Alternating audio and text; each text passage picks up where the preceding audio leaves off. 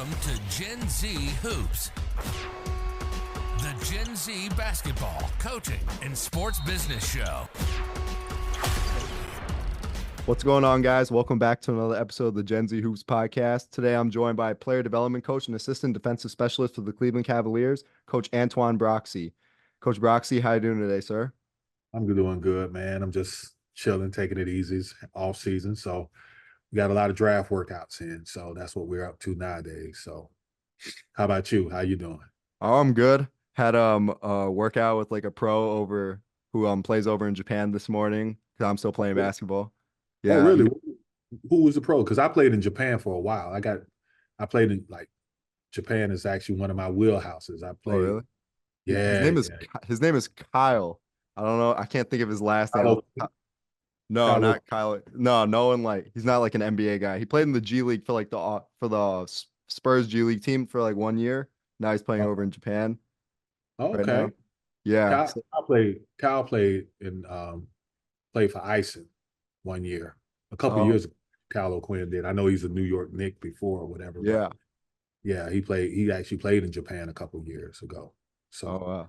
yeah, I'm like, yeah, Japan is actually a really good place to play at. The guy who I was working out with, he's like a 13-year pro, actually. He's like entering year 13. I can give you his name, like if I like look on my phone. Like I can't think of his last name off the top of my head. Played against him because if he's been there that long, I for sure played against him. Yeah.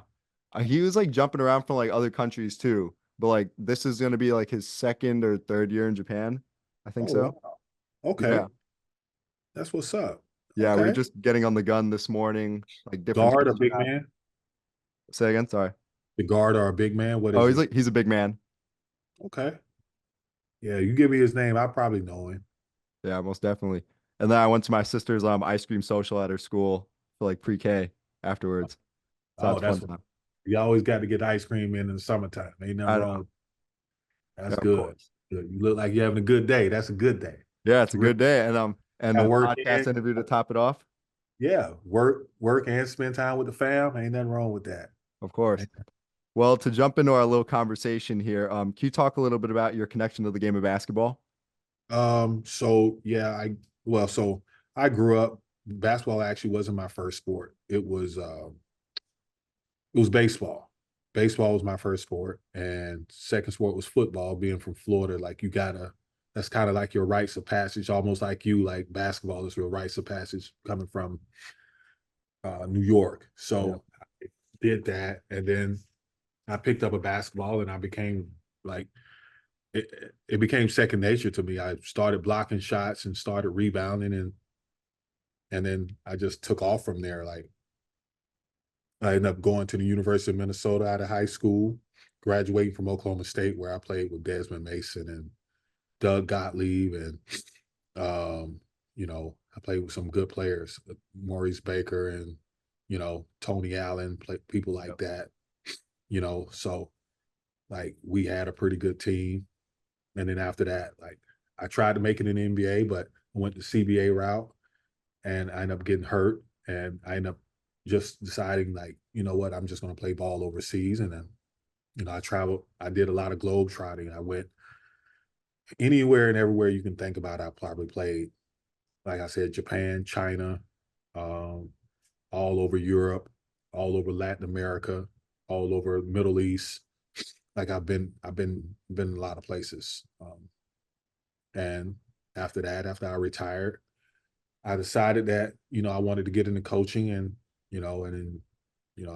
I get a job with the Memphis Grizzlies, and I took off from there. That's how I came in the NBA. And now I'm with the Cleveland Cavaliers. Yeah, most definitely. Actually, coming at basketball actually wasn't my first sport either. I actually used to play tennis at a young age. Funny you said that. Yeah, funny you said that about baseball. Actually, do you ever think like playing like another sport first like helps you with like basketball, like growing up? Like it was easy, like footwork, hand-eye coordination, like all those other things? So yes, I think baseball helps you with hand-eye coordination, and I also think football helps you with toughness, because you're not afraid to get hit. But also now I start to believe now, like, kids need to focus on that one sport that they're really good at and actually put that time in, because like you got to think about how much time it takes to be a all-star, star player, elite type player. Like Right. how much time they put in as a kid to get to that point. Like they never put down a basketball. They never put down like they all anytime you see them play. And I think if I had to do it all over again, I would have focused all my energy onto basketball and became like just did basketball year round and make that in terms of like getting my work habits tight and all that stuff. Because again, like if you think about it, when you're doing that stuff, like when you're transferring over from basketball to baseball to football, your mindset has to change as the season goes, as opposed to saying, you know Right. what, like whole summer, I'm just gonna get up a million shots. Well, you can't do that if you're on the football field, Exactly.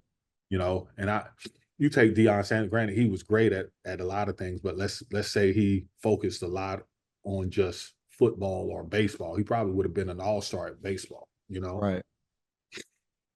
So that's the way I look at it. I mean, granted, growing up, that was our thing. Everybody played everything, you know, Right. growing up. And I think nowadays, if you focus on that thing that makes you really good, it makes you really great, you know. Right. Of course. So at a young age, was there ever a player who you modeled your game after?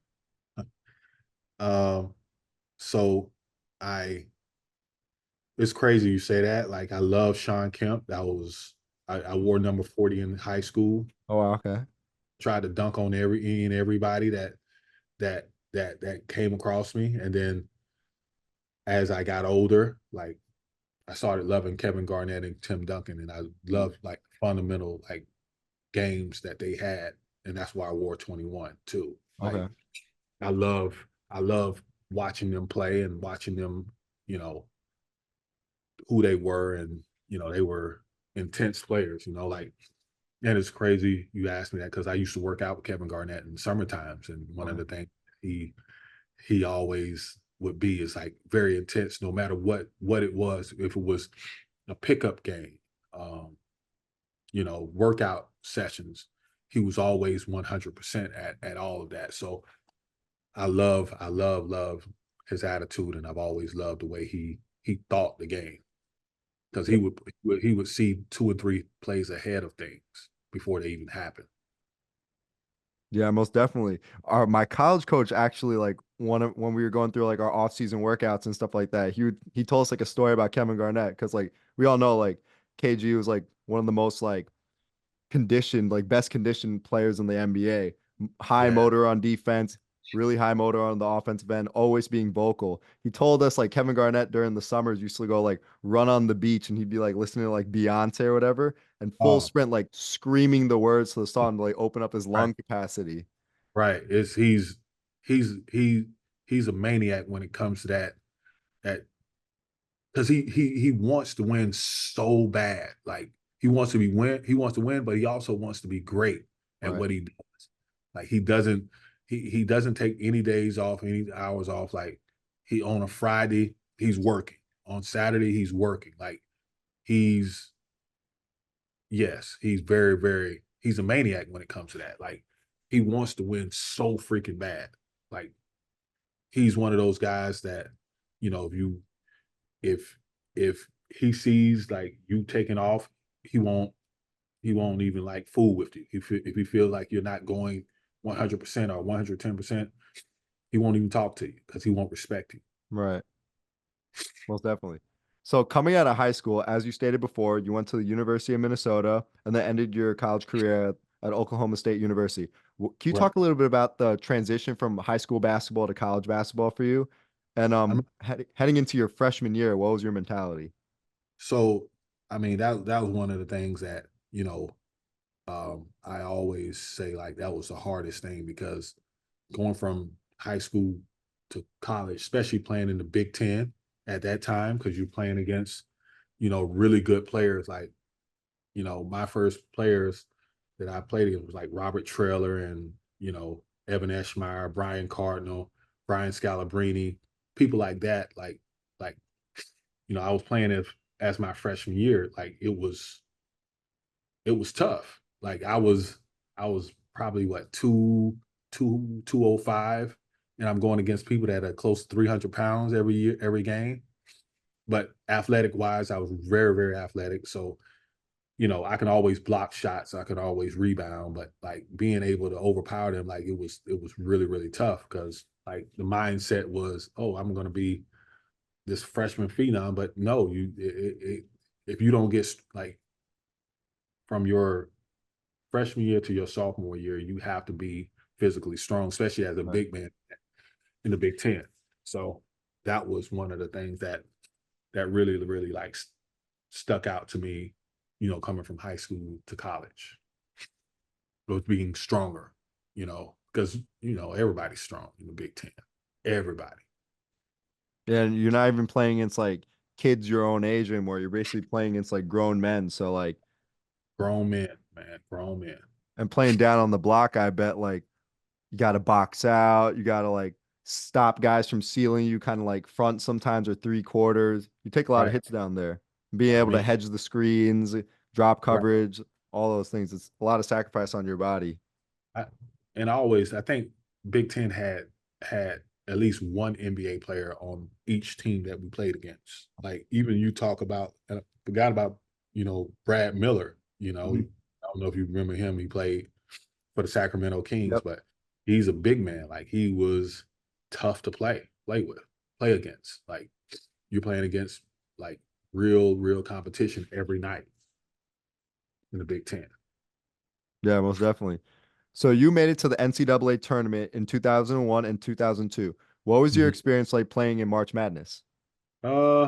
So that was uh like I always say, like because Sam Clancy was the last person that I played against. He's actually on our staff, and he's actually he was playing against, it was him, Brian Scalabrine, Blumenthal, and like they had a squad. That was the year they made the Elite Eight, Mhm. and like I remember like yesterday, like making the NCAA tournament is like hearing your team being called. It's so crazy, but then like she's like going there is it's like intense times 10. Like that's one of the things that really, really like makes you appreciate like high intense situations, because that will change your whole perspective on how you look at basketball, because everybody's trying to make it to the, because you got to think about it. You can't make a mistake Every at that level. possession matters. Every possession matters. You don't, like it's a one and done type situation. Right. Like you have any mistake, you can cost your team the game. Right. You getting in, and it's like you're tight, and it just makes you more appreciate high intense situations even more. When you were in college, I've been meaning to ask this actually. Were you guys like offensively, were you guys trying to play like run and gun more, or was it more of a sense like you bring it down, you get into like a half court set, and then you use like the full shot clock to like add to your advantage? So no, my at at in Minnesota, we ran this literally the same offense Utah Jazz ran when Jerry Sloan was there. Oh Two wow. game. I don't know if you ever heard of two game or whatever, but No, I it haven't. was so like screening. It was a lot of high screens, and Okay. like it was predicated more so on a small forward. We had Quincy Lewis at the time that he was our go getter. Like and it concentrates on side pick and rolls and trying to cause mismatches on the side or whatever. But then when I got to Oklahoma State, we played more. We were a defensive oriented team that caused turnovers, and we got points off our turnovers. Like we were really a Right. fast type team, but we were half court wise. We wasn't really the best Right. half court wise, but we were really, really good in the open court. Kind of like what the Lakers are nowadays. Like you watch them, Yeah. they're not really good half court, but like as a fast break team, they're really, really good. And they try to like get out in passing lanes and cause you to turn the ball over and make sure that like they get like 15 to 20 points off fast breaks, which, if you know an NBA game, like that's really, really hard to do, and it's really big if you're trying to like trying to win a ball game, you know. Yeah, of course. So especially if you're trying to offset the fact that you can't shoot 3-point shots, you know. And we wasn't really good shooting team, so that was really big for us. What was it like playing with a guy like Tony Allen? Was he like a bit as much of a dog in college as he was like in the NBA? So so I didn't get a chance to play with Tony Allen until like, well, I didn't get a chance to play with Tony because I left the year before. But Desmond Mason, I got a chance to play with. I don't know if you Desmond Mason. I played with Desmond. Tony came in. I was his recruiter guy that brought him and the twins. Joey and now Joey and Stevie Graham. I don't know if you know who that is. Nah. Steve Graham. Joey Graham played for the Toronto Raptors. They went to the Final Four that year with what's his guy name? John Lucas Jr. You know, Yeah, John I know Lucas? who that is. Yep. Yeah, so they went to the Final Four that following year, and literally like they set the world on fire or whatever. But they were a really good team. But playing like, I know Tony. Like Tony is, I talk to him almost all the time. But he's a like amazing competitor, like one of the fiercest competitors you're gonna ever see. Because I mean, like, I was in Memphis with him, so Yep. like he knows how to play defense. He's not gonna take anything for granted. He's gonna get up in you and make you do things you don't want to do. Like you heard what Kobe said about him. Like, yeah, he's one of the most one of the amazing hardest guys. because he's not gonna allow you to take any possessions off. So, and when you're talking about people, you know, in NBA, everybody's looking at like points, but not looking at real percentages. If he's making you take all these bad shots, you actually, he's doing a very good job. But you end up with 27 points, but you took him 27 shots to get to that point.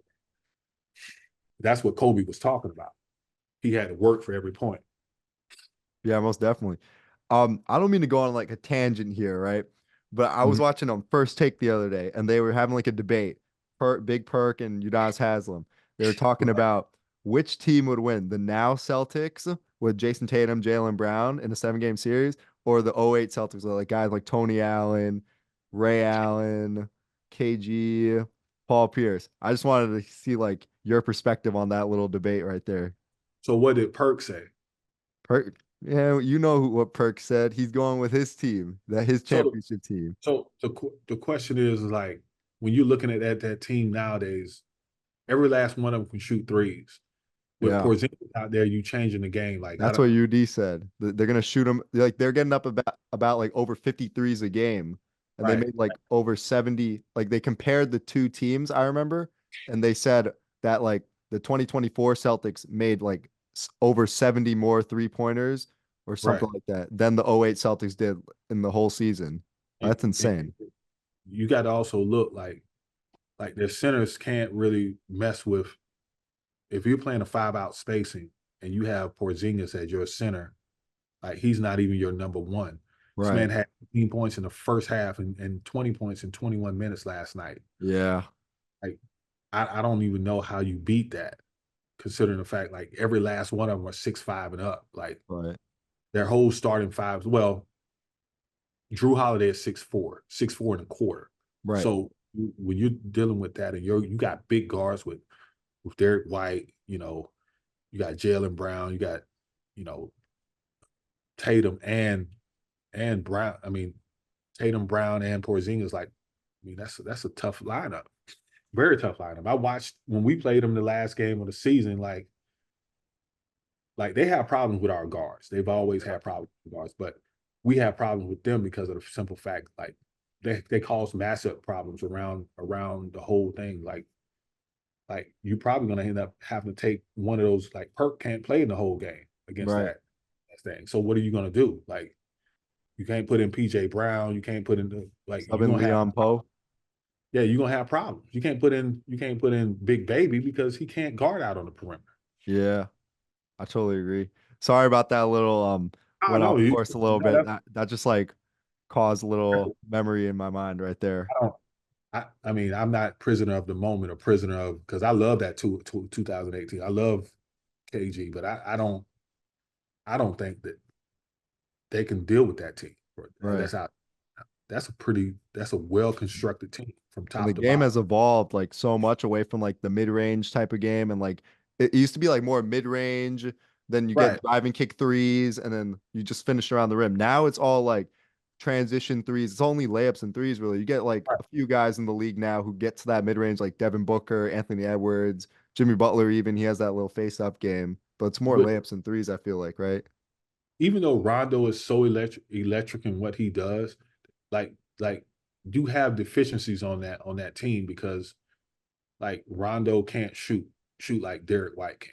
But he Right. could, but Rondo's also 6'1". Like, how are you going to be able to actually like stop those guys that are 6'5" and up? Like every last one of them. I mean, even Drew Holiday can shoot at a high clip. Yep.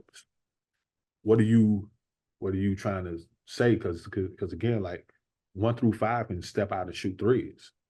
Like you don't have 1 through 5 that step out and shoot threes and spread the floor. Right. Like Porzingis may end up having like 20 points just because he can just step out and just shoot threes and he don't have to bang. And Right. he can just stand there and clog the paint because he's 7'3". Or he can just stay in that dunker spot, and then Jaylen Brown and Tatum are such like drive threats or like Right. off the pick and roll itself. So they cause so much like defensive coverage, defensive Right. like problems as well, that the bigs will have to step up, and then KP is just in that dunker spot where he gets those little alley-oop passes. Right. Right. Exactly. So you got to think about that. Like Right. I mean, if you really rationally thinking about like that this clip, I mean this Celtic team, like they're a really, really well constructed team. They're tough to beat because if like it's crazy because you know our most people game plans in the NBA is to run them off the 3-point line. If you give Right. them Yeah. a shot, you're gonna lose. And if you give them the rim, you're gonna lose. You Yeah. got to shoot mid ranges, which they're pretty well good, but again, when you start, being able to hit those triggers, like you can't rotate out to every last one of them when they're playing 5 out spacing. Yeah. I know what you mean. So, Yeah, most definitely. So let's get back to your career. Sorry about that again. you're So, good. so after your college career, you began to play professionally. At Right. what point did you know that like you wanted to play pro? So I wanted to play pro immediately. Like, I mean, everybody wants to play pro that goes Well, that's in Division 1, right, any division. They want the opportunity to play pro. right, Uh, I I remember I played in Grand Rapids. I played with some good players, really good players, and I just remember like I got hurt, and I'm just like, you know what, like I want to make the NBA, but I really like want to continue to play basketball. So I got a job, and I was playing in Venezuela and no Mexico. I'm sorry, I went to Mexico, and from that point on, you know what, like I'm just gonna globe hop and play as much basketball as possible because I love playing. I still play to this day. I can't stop playing. right. So I just play, and like for me, I think when people talk about like dreams and stuff like that, I think simplicity is paramount when you're thinking about it. Now, granted, you may not make the NBA, but you still have a dream of playing basketball, Right. as much as possible, like for a living. So that's the way I looked at it. It's like you talk about the guy playing in Japan, like he's playing basketball for a living. He's doing what he loves for a living. And I think that's the big thing. Like when you're talking about like, granted you may not make the NBA. And then granted I made the NBA as a coach, but like as a player, like I I really enjoyed my life being able to be all over the world like I've been. Yeah, most definitely. What country would you say was your favorite to play in? It's crazy you say that. Japan. Japan has always Wow. been my favorite. Japan. Um, China is really, really, really cool place. Shanghai is an amazing place. Um, um, the best basketball I probably played was when I played in Iran. I played in Iran one Wow. year, and it was really good basketball, like really good. Like like at one point, I'm playing against an ex NBA guy every night. You know, Okay. remember this Francisco Elson, Mhm. uh, who else? A lot of different guys that Hadim Haddadi plays people like that. Like they're like we playing really good basketball in the Super League, in Iran Super League. Can you talk a little bit about like kind of like submerging into different cultures? Because like Hmm. I actually got an opportunity when I was in high school to play basketball in Greece. Hmm. So we play against like the U19 teams over there, like Panathinaikos, Olympiacos, and like even Giannis's old team over there. And like Right. I went my junior year and senior year to play over there with this organization, Super League Athletic Academy. And Okay. yeah, like I started picking up like on the lingo a little bit, Right. like a little Greek when I was over there and like kind of like trying new foods like and all that different sort of stuff, which was like a really cool experience. So could talk a little bit about that experience from your perspective. So, so I always believe like when people play overseas, it requires you to be open minded about a lot of things culturally, like being open minded to people, other people's culture, like being able to understand and being able to differentiate between American culture and Japanese culture or Mongolian culture or in your case Greek culture. You know, Right. like every country has their own quirks or whatever. Every has their own customs, and you deciding that you're going to be open minded to them and learning them. Like it requires you to be a better human being, in my opinion. Like it requires you being able to talk on different levels uh, of of communication, because you got to think about it. Like the a lot of people first language isn't English. Right. You being able to learn how to embrace that and how to be a better person from it, because again, like when you go into these places, like you're going in already under a microscope. Can you play? What kind of person are you? Are you going to be able to adapt here? Can you live here? Like all of this stuff, you're not seeing people that look like you anymore, you know? And I think that's what it is. Like you being able to be open-minded about things, and it requires you to be a better man from it. Like that's the thing that I've always said. People that play ball in other parts of the world, they're able to be better human beings because of that.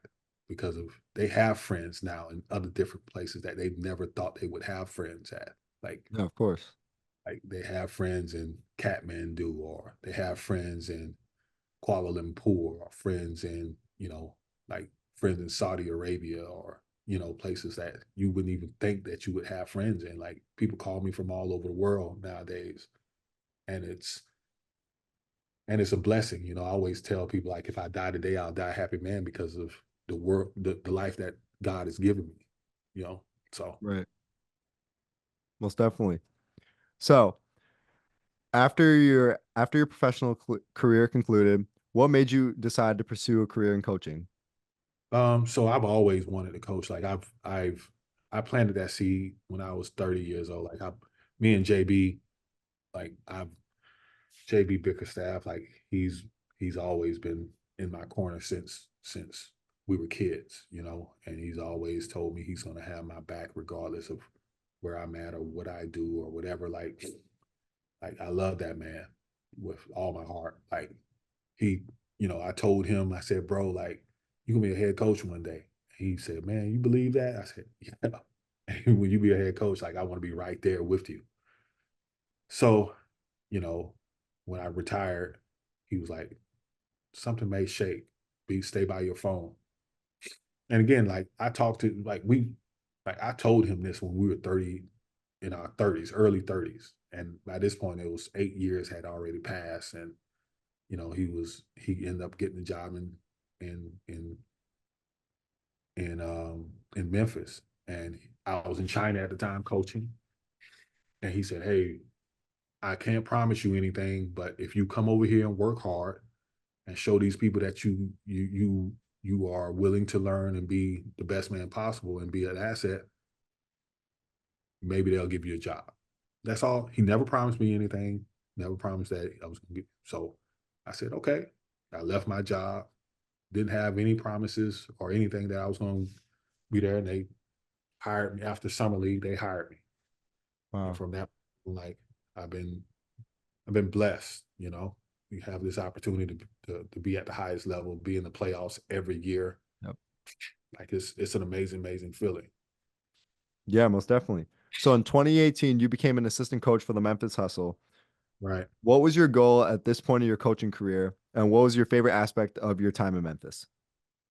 So it's crazy you asked me that because like I did both. People don't know that I was doing both Grizzlies and Memphis Wow. Hustle. I would be at both practices. I would be, you know, if they had a game, I would be at the game on the court with, you know, Marc Gasol and Wow. stuff. And then, you know, it was the most tiring but rewarding thing that I've ever been a part of because Right. like Vitaly Potapenko took me under his wing. He taught me everything, a lot of stuff that year. He brought me in and basically like taught me a lot of stuff. Then Brad Jones, he hired me as an assistant there because like I was in the video room. That's when I was video coordinator. Right. And he was like, this man actually he wants to learn. Like, you know, he doesn't come with that ex-player attitude of being like, you know everything. No, I don't know everything. Like, how would I know everything? I've never been a coach. So, I mean, that's a rational mindset. Like, how would you know everything if you've never been a coach? So I would ask a whole bunch of questions, and he was like, you know what? You want to come coach me? I said, heck yeah, I want to coach with you. So he hired me as an assistant on his staff. And like we still talk to this day. So like not still talk, we like that's my guy. So um I've forged a lot of relationships in this game, and like that year in Memphis really, really taught me a lot because like I very rarely slept that year because I was always on the court, always trying to learn. So if I would say that was coaching advanced one-on-one right there. Because for Wow. me, it was just like I said, I would be up at Grizzly meetings and then turn around and go to hustle meetings and then be on the court with both teams in the same day. It was cool. It Wow, was that's cool. insane. That's a great experience. So Yeah. the following season in 2019, you got a great position with Rio Grande Valley Vipers. You were a player Right. development coach over there and a video coordinator as well. What was it Right. like to manage both positions at the same time? And in terms of being a player development coach, what was your training philosophy when working with players? So when Mahmoud gave me that job, like him and Daryl Morey brought me in, and it was like, look, like we want to give you assistant coach job, but we don't have any more titles. Would you want to take this? And I'm like, yeah, why not? Like, yeah, I don't care. Like I don't look at anything down or up or whatever. Like I want to be here and I want to learn. And he loved that. Like Mahmoud loved that. Like Daryl Morey loved it. He was like, okay, let's go. So I want you to start working with Isaiah Hartenstein. I want you to work with Ray Spalding. I want you to work with Jarrell Martin, all of these guys, all of these bigs and stuff like that. And me learning like the Rocket system, like that was an amazing thing too. But like I think the philosophy in working with players is always in the system that they're running and also the DNA that they have as a player. Like, you know, like in in in Houston, we love shooting threes. Right. So, and there's no post guys. Like you would work with Marc Gasol, like on the block and stuff like that. That was some of his things. But there, I never worked on that stuff. I worked on pocket passes, them catching and finishing. Right. And so you would look at the system, and of course, I'm talking with the coach and say, okay, what can we get better at, and what do we need him to do? So that was some of the things that I kind of like model my player development around, like how are we going to maximize his talent so he can be better in this system and turn around to be better for him because, like if he's not scoring or being effective within, our plays, then and we're working on things that's not in Right. his wheelhouse or in the wheelhouse plays, like how is that going to be effective? How is that going to be like beneficial to him? So that's one of the things I've always like done as a PD guy. If I'm going to be a PD guy, I've always thought about what we need as a team, and I've always modeled my player development behind that. Yeah, Make of charts, course. making charts, making you know, like cutting film for them so they can Wow. see them stuff. Everything like advanced analytic stuff. Yeah, of course. Actually, like funny thing you say that actually. From like my first year of playing college basketball, actually, like I realized like everyone has like a role on the team. Like so what you're basically saying is you wanted to like maximize like those guys' potential in their role. Like you could be like a 3-and-D guy. You want to get guys and running to the corner, getting like transition threes, maybe off a pin down, coming off the curl, top of the key. If he's like a ball dominant player, let's say like I know I was gonna like bring him up later on, like when I asked you about your position with the Cavs, but let's say like Donovan Mitchell, you want him going downhill, kind of playing off like the pick and roll, stuff like that, getting into his mid range, finishing at the rim. Right. And yeah, that's the thing. Like you do 3-and-D guys, and I think if I would have asked you, what do you think the 3-and-D guys, the first thing they have to work with? What do you have to work? I would say, I would say, of course, you have to have a high motor on defense, but like a 3-and-D guy is always gonna have that like hunger on the defensive end. But I would say a lot of like drive and kick threes. I would say like from the No, corner at the wing. conditioning. Always conditioning Oh with wow. those guys. They're playing both sides of the court. You got to realize like how hard it is playing defense and turn around and hitting threes. So everything that you build around a 3-and-D guy has to be at top speed and Right. with the heart racing all the time. So like you build from that perspective of being in the best shape you can possibly be. Like being Kawhi Leonard is hard. Right. Being Paul George is hard. Like you are expected to score and you're expected to go play defense Right. for 48 minutes or whatever minutes that you're in the game. That's why they get paid the big money. Like, Okay. but being in shape, being in the greatest shape is, because you can't play 48 minutes hard, but if you can play 32, 33, 34 minutes hard and still be effective while you're shooting shots and getting out in transition and causing turnovers, like that's tiring. That's Of course. tiring every night for 82 games. What So kind of conditioning drills would you do with a 3-and-D guy? everything off the move.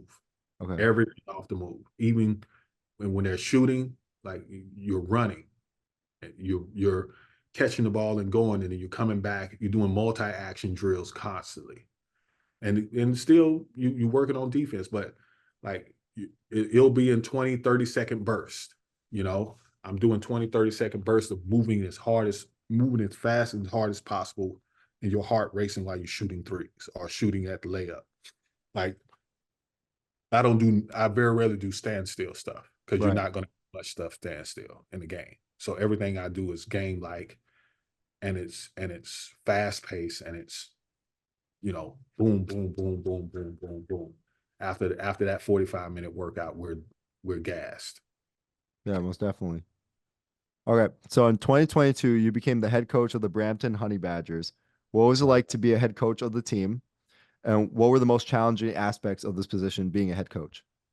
Uh, so that the challenging part about it is like now you have everything to think about, not just your player or whatever. Now you have every player to think about, and you're like people don't understand how hard it is. People talk about how games, but it's so hard to win one game. Yeah, One game. Think about how hard I that bet. is. Like what type of energy goes into that.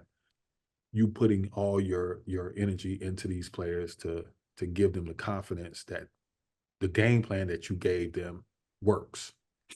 Right. And it goes also like with a little bit of rational thinking. Like if it doesn't work, then what's going on, and you trying to fix it, or what is the issue here, and you're addressing it, like or when to address it and when not to address it. Like I think as a head coach, you start wearing wearing so many hats, and you start trying to figure out how to get these guys to buy in.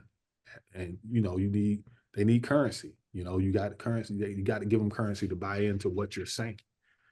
And I think being honest and being contrite and everything that you say, like, goes a long way. And I've always been from that era of being like super honest with how I am. Not honest to a point where I'm being a butthole, but honest to a point where it's coming from a good place. Yeah, of course. And that's the way I am when it comes to like head coaching and stuff like that. And I love every minute of it. Like it was a incredible feeling. And I, at some point in my life, I'm going to do it again. And hopefully that I continue to grow and continue to get better from it. So Yeah, most definitely. So, as I've mentioned before, you're currently a player development coach for the Cleveland Cavaliers, and I know I just brought him up, Donovan Mitchell. Can you talk a little bit about his work ethic and like different workouts that you put him in? Like, what kind of skills do you guys work on? so Don is he's a maniac, and he does everything boom, boom, boom, boom, boom, boom. Everything is on a clock. And he comes in every morning at 8, says good morning, and then he gets his little breakfast, and then he puts on his clothes, and he gets in the weight room. And he's getting all his flexibility, stretching out, and he's doing his body workouts and making sure he's maintaining his body. Like Donovan is like pristine when it comes to that type of stuff. Like he puts in the work and he puts in the hours. Like it's crazy how long he stays in the gym, because when he's starting to ramp up, he'll go through, before practice, he's already in the gym already 3 hours, Wow. getting his body right, getting his shots up, getting in the cold tub, whatever he needs to do to get his body at tip top position before we start at 12 o'clock. And that's like, it's a testament to him, because again, like, he does everything that he does in his workouts that he does in the game, like coming off screens and pulling up from deep, Right. going to the rack and finishing over the big men, like he's really, really good at all of that stuff. Like it's crazy, because I was there, for the 71-point game, and he was phenomenal that game. But you watch that game, and he was basically just hitting you with meat. He would hit you with threes, and then, he would get to the lane, boom, Yep. boom. And everything looks so easy for him. Like Don is a special player, man. Very special player. That putback was crazy to force overtime in that 71-point game as well. I literally just remember that. Right, exactly. So yeah. What was the energy like in the building? Like, how did that feel when he hit that? Realize we were down that game. We were down Yeah. bad. And actually, like, you look at the stat line, I think K Love had a hell of a game that game too. Right. Kevin Love had a hell of I think he had like 24 points and like 15 rebounds or something crazy. But Don was just like I remember Zach LaVine came to JB and said, "Man, whatever you said to him at halftime, you need to tell me that." And like like Don at halftime, like it was something that switched on, and he just was a different player that second half. Wow, that's amazing. So I'm a big Max Strus fan. What was it like to have him added to the roster this year and like getting a chance to work with him? Max, whew, you talking about a player like that comes from the bottom, that like, even like, you talk to his dad, everything about his dad, his family is intense. Like like right now, if you talk, he's the coolest dude you will ever be around. But during the season, it's about business. Like he's about like when he came into training camp, like we had this beat test and he shattered the beat test. He came in the greatest shape ever that I've ever seen a player come in. He don't make excuses. He goes hard every possession, and he's about winning basketball. Because I mean, Right. how Heat culture is, right? Like Yep. you're gonna play hard. You're gonna play the right way. You're gonna come in and you're gonna do the right things. Like Jared Allen's my guy, and Jared Allen, man, I love playing with Max.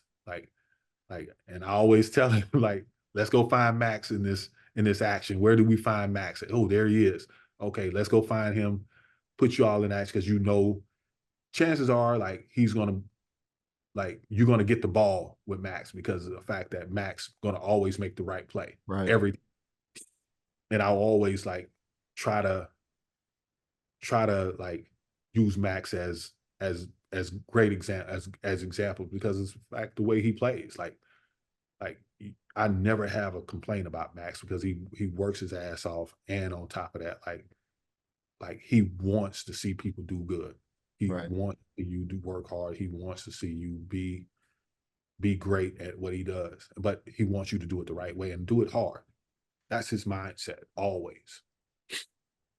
What was it like? He actually had like a lot of great moments this year. Like that game 7 against Orlando where he went Right. off, where he like caught fire in the second half, and then even like half court shot in the regular season. And against Dallas, Yeah. you mean, yeah, to beat Dallas, yeah, that was amazing because I thought the game was over. I got up and I thought, shoot, he throws it and you looking at it, you stop, You're like, that's going in. going in, and he knew it was going in. That's what's crazy about it. He knew it was going in. Started running. I remember watching tape. And like it, because I knew that this season was going to be a special season, and it was. Like, granted, we lost in the second round, but to me, like we had a lot of ups and downs, and we did a lot of good things, like Right. winning all those games in a row, and like whole month of January to February, like we were almost unbeatable. Right. Like for him, just watching him having fun is such a good thing. But like for this season, I always felt like it was a good season. I think so. I always believe that. Yeah, I think so as well. I feel like you guys just like got caught with the injury bug at the wrong time, as like a lot of teams have in the East this year, like the Knicks, the Heat, the Bucks. I feel like it was just really plagued with injuries this year. Right. It was like, and what really hurt us, I mean, like, the injuries, but like we hadn't got a chance to really play together that much because I think our starting lineup played like 28 games together the whole season. Right. And we still won 48 games. It's crazy. You guys, the last 2 years, the Cavs actually were like one of the best home teams in the NBA as well. Like if you go to Rocket Mortgage Fieldhouse, like you're in for a battle. I feel like it's really hard to pull out a win over there as the away tough. team. It's tough to come in Rocket Mortgage and get a win. Like it's very tough. I mean, people don't realize like we're the only team that beat Boston Boston consistently the past couple of years. Yeah. Like we went 3-1 with them last year, 2-2 with them the year before, and then we only played them 3 times this year. But even at like the game in Boston where Darius gets hurt, if you look at the game, we were up most of the game. Right. Oh, like we've set a standard over there. So it's actually pretty cool watching people grow. Of course. So, as I've also stated before, you're also an assistant defensive specialist. Can you break down the work you do in this aspect of your job? So Greg Buckner, like he took me under his wing when I first got in the NBA, and one of the things he's really good at is like being detailed in what he does on the defensive end. And like our defense is really, really unique because we don't play we don't play by traditional rules. We play by what's your strength? How are we gonna keep keep the best defender on the best player? How are we going to keep our best rebounder by the rim? You know, we're predicated on rational thinking as opposed to being, okay, well, we're just gonna switch this, or being cookie cutter in the way we are. Like, we're not that way. No, we're not. We're gonna play to your strength. It's like people always talk about playing to your strengths offensively. We're gonna play to your strength defensively too. Like, how do we get to maximize Evan Mobley? Well, we need to put him by the rim a lot. We need to figure out ways to get him by the rim. So Right. we're doing a lot of off-ball switches where it gets him to the rim and pushes the guards out, where they're getting in situations where they don't have to be down there down low. If you watch our defense, like, that was one of the things like we do. We make sure that the people that do things at elite level, we make sure they continue to do things at elite level. So that's how our defense is predicated on, and that's been like our staple for the past however many years. Yeah, most definitely.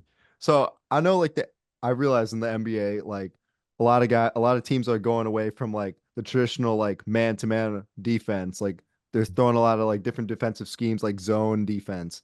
What is your thoughts on like zone defense and like all these different schemes? I don't mind the zone defense, but I mean, the reason why people, so if you were to guess why you think people go zone, Because they have trouble guarding like man-to-man, and then because they're bad defenders. yeah, they continuously get beat off the rip or off the dribble, and they have to send Right. the help guy coming. Right. And that's why people, and I believe like when people go zone, like, and don't get me wrong, Miami Heat goes zone and they play harder. I think they're unique in the way they go zone because of the fact that, you know, maybe they want to take you out of what you do.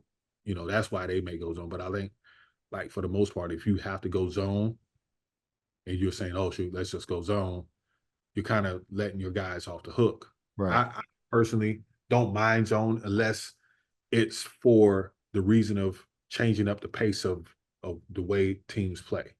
Okay. But for the most part, like, that's the only reason I would go zone. I won't go zone if I know my players can play defense. There's no reason for that, because I think like you throw off your rhythm also, but also too, like, zones kind of make you lazy if you're not going to play it the way Miami Heat plays it. Because the way Miami Heat plays, they play it pretty hard. They have those wings, you know, getting out to the corners, and they're causing all kind of ruckus, and they rebound well out of the zone. They scramble really well too, I believe, Right. in there as well. So I know we just discussed this as well, but reflecting on this past season with the Cavs, what comes to mind? What do you think you guys do this offseason moving forward? I think we just build. I think like we're we're we're right. You got to have a little luck, but I think we just continue to get healthier. And what we do, get in the gym, get stronger, you know, give us another year, you know, give Darius another year where he's getting stronger, give Evan another year where he's getting, I mean, he'll be in year 4 now. So, you know, like, I think like all of this is starting to come together. I mean, you talk about a team that's going from 44, 51, 48 wins, where they're really, really, really good and they're knocking at the door. I think building on that and actually like trying to get stronger and, you know, hone in on trying to stay healthy. And I think that's that. I mean, you look at Boston, like I think the common denominator in a lot of these things, like, their star players are healthy most of the season. Like Boston, like Tatum and Brown has been healthy most of the season. Luka has been healthy most of the season. Right. Kyrie missed some time at the middle of the season, but he finally got healthy and he's been healthy ever since. Like, that's what you want to be healthy after All-Star break. That's your thing. Like, you want to be healthy, you want to stay healthy after All-Star break, because that's where everybody's like ramping up to make or push at whatever, because now you're starting to like see like the separation, and you starting to see the actual like people being in tip-top shape. And I think that's one of the things that we have to like continue to build on, like trying to continue to be healthy, but work to be healthy. Yeah, most definitely. My favorite player right now is actually Jimmy Butler, and he actually said like prior to the postseason that there's three things that go into winning a championship: health. Everyone needs to be healthy at the same time. You got to get hot at the right moment, and then Mhm. he said you also need a little bit of luck at the same time as well, where Yeah, everyone's like firing all cylinders at the same you time. do. I don't think Boston did it with any luck. They did it with all skill, and they did it with the fact that they're really good, and Yeah, they actually like they actually were really, really healthy. Like outside of Porzingis, like for the most part, those guys played a lot of games together. right. You have to actually find a way to get those guys to play together as much as possible. Especially when you get bringing in new players like they did, like they were able to play a lot of games together and they got some continuity. So that's big in itself. Like everybody knows when you go to Miami, Jimmy Butler's the guy, but when he got hurt that game, like it's kind of hard. Right, exactly. It's hard to overcome that game. It's hard to overcome for one game, but imagine overcoming for a Whole whole series. series. Yeah. Especially against the number one seed as well. I Right. do think though in the second round though, if Donovan Mitchell is healthy in that game four, I think that series looks a little different. Because you Yeah, I mean, guys that's been the are right sentiment. there. That's been the sentiment in our building for the longest. I mean, all summer since then. Like after the game, you should have seen him. Like he was really, really hurt. He was like it bothered him. It bothered him a lot that he couldn't be out there. Um, Donovan is a competitor, so like he's really good at what he does. Yeah, of course. Just watching him, I think it was after game 4, Yeah, it was game before four at yeah, home. You guys lost by 7, I think it was. might have been game 3. It might have been game 3. We went back game 3. We were tied 1-1, and Right. we almost won that game. Yeah, I remember. Darius had a pretty good, and then I remember going in the locker room, and Donovan was just like he was sitting in his chair like, man, this is I wish I could have been out there because essentially like we felt like we had a good chance to go to the finals if Of we get course. Yeah.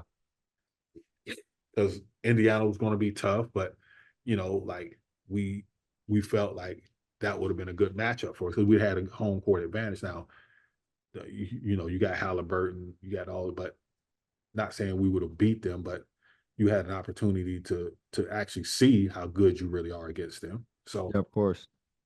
I totally agree. So my last question, I asked this to all my guests that I have on the show. What are the future aspirations that you have for your career? I want to continue to get better. I want to continue to shape these young kids' lives and show them that how to be good men. That's one of the things that I really, really, really like believe in. Like when you're a coach, just doing things the right way, and what is the right way? Like, you know, being good to people, being honest, showing them that there is one way and it's the hard way, going hard, but also going at it with the mindset that you're going to be better every day. I mean, personally, at some point, yes, I do want to be a head coach somewhere. I don't know where, but that's a personal goal. But if I change people's lives while doing it or without doing it, then I believe I've succeeded in my goals.